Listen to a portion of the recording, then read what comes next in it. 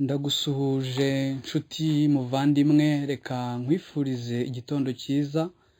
Reka nanone njye nawe mu mitima yacu aho bishobokera banapfukama bagashimira Imana uburinzi itugirira kandi turi abanyabyaha, uburinzi bukomeye cyane.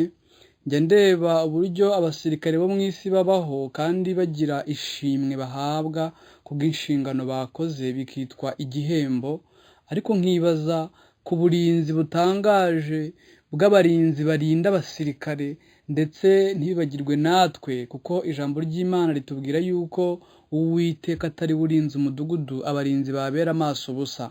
None twashima Imana bingana iki bavandimwe, kubw'impano ikomeye cyane iba yaraduhaye y'ubuzima, ndetse biciye muri Kristo ikaduha n'ubugingo buhoraho. Rero reka tujye tubishimira Imana. Iki gitondo ndabishimira Imana kuba twese tubyutse kandi tukaba tugize umugisha wo kuba tugiye gukomeza gukurikirana ibyigisho byacu twatangiye uyu munsi. Tugeze ku cyigisho cya 9, igitabo inama ku mirire n'ibyo kurya. Uyu munsi icyigisho dutangiye cya 9 kiravuga ngo kurya ku bihe bidahinduka. Umubiri ni impano ikomeye cyane Imana yaduhaye, ku buryo dukwiriye kwita no ku bintu turya kandi tukita no ku gihe tubirira.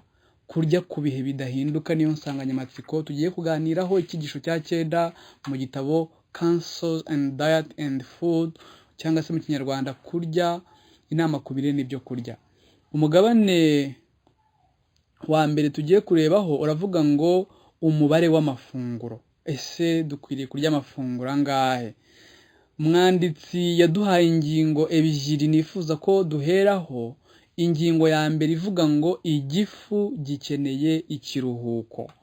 Igifu gikeneye ikiruhuko, ni kuri paje 178 ku kagingo ka 267.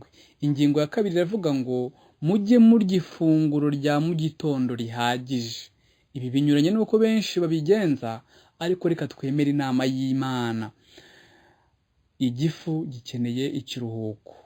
Igifu kigomba kwitabwaho bikomeye, ntikigomba gukomeza gukoreshwa ubutaruhuka. Uru rugingo runanizwa kandi ruhohoterwa bikabije, ariko mujye munyuzamo muruha amahoro n'umutuzo n'ikiruhuko.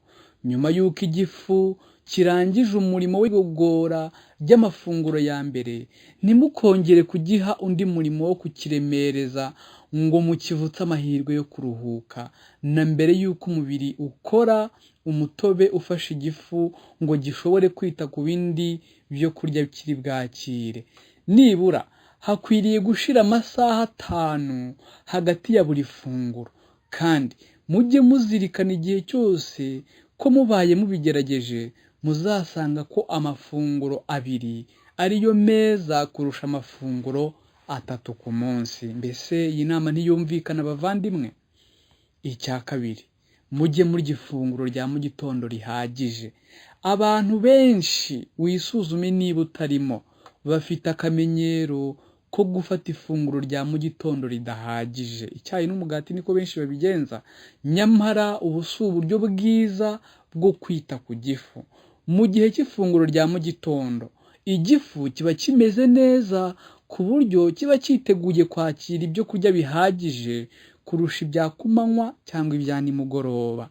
Ni ikosa kugira akamenyero ko kurya ibyo kurya bike mu gitondo hanyuma ukarya byinshi ku manywa. Nimutegura ifunguro ryanyu rya mu gitondo ribe ibyo kurya byuzuye byenda kuba nk'ibihagije umubiri uwo munsi. Imana idushoboze bavandimwe kwita kuri iyi nama. Icyigisho dutangiye twabonye ko kitubwira ngo kurya ku bihe bidahinduka. Tuzabona n'izindi ngingo, ariko muzirikana ko igifu gikeneye ikiruhuko, kandi dusoje batubwira yuko dukwiriye kujya dufata ifunguro rya mu gitondo rihagije tukarya nk'umwami. Imana ibigushoboze muvandimwe muri uyu munsi, kandi ikubashije kugendera mu mucyo ugifite umucyo. Nibyo ngusabira nanjye nisabira mu izina rya Yesu. Amen.